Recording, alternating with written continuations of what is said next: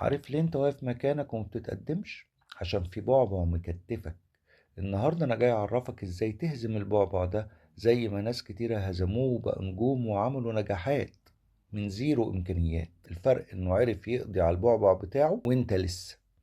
ركز معايا عشان الكلام اللي هقوله لك مش هتشوفه لا في شركة ولا في جامعة. بمناسبة إن القناة تخطت ال10,000 مشاهدة، قررت أعمل الفيديو ده. بتجيلك فكرة وتخمر في دماغك وتقول بس لقيتها، وأول ما تيجي تنفذ يروح مخك منزل لك جدار من الخوف. أصلها هتفشل، أصل الناس هتضحك عليا، أصل شكلي هيبقى وحش. أنا بقى جاي لك من المستقبل بقول لك كل الكلام ده هجص ملوش أي أساس من الصحة. يا شباب، محدش بيجيب جون وهو قاعد في المدرجات. عايز تجيب جون انزل الملعب وشوط. دي الطريقة الوحيدة اللي هتنجح بيها. اللي نجح عمل كده، ما بصش على الفشل، بص ان هو ازاي يدي الفكرة حقها، ازاي يعمل الجهد المناسب ليها، ازاي يتعب علشان خاطرها، ازاي يدرسها دراسة كويسة.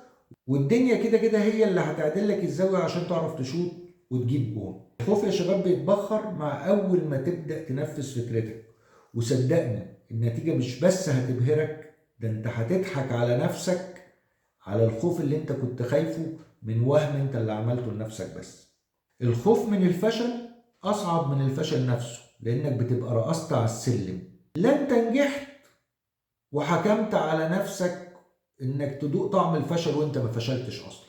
فنصيحة من العراب، لما تجيلك الفكرة ادرسها كويس، واول ما تحس ان انت مسكت كل الخيوط في ايدك ابتدي شوط، وصدقني هتجيب جون.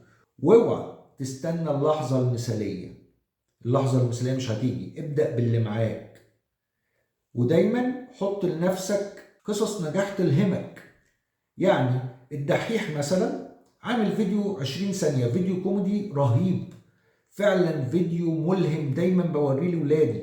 الفيديو بيقول ابدأ يا حبيبي، ما تستناش لما تلاقي الوقت قسم على 60، ما تستناش تكتب بالقلم اللي انت عايزه، لما تستناش لما الساعة 9 تيجي، ابدأ.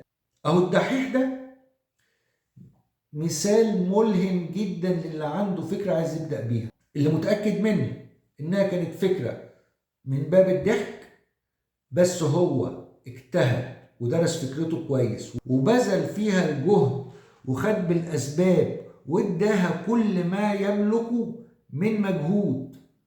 راح ربنا كافئه بانه بقى الدحيح، واللي راهن عليه ان هو ما كانش متخيل هذه المكانة اللي هيوصل لها، لان انت عملت اللي عليك، هو عمل اللي عليه كما يجب، فربنا كافئه باكثر ما كان متوقع.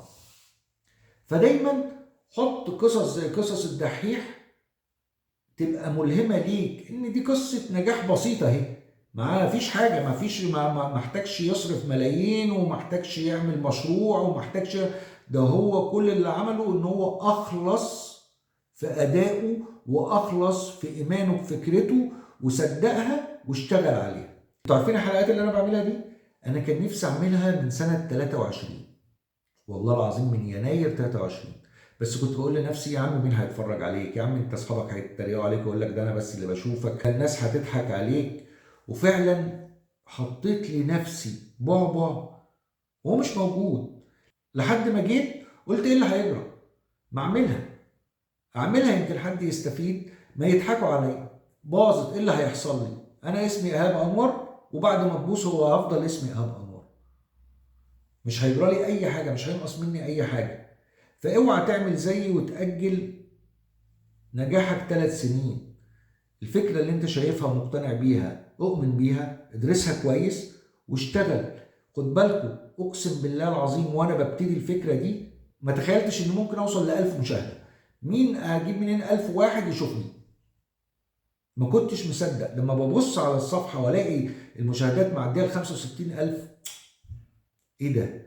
لما بيجي لي تعليق كويس من حد يقول لي انا استفدت منك، انا قلت للناس عندي في الشركه الكلمه اللي انت بتقولها. لما جالي واحد وقال لي انا قلت للشباب اللي عندي اشتروا قصه نجاحكم، بقيت فرحان جدا.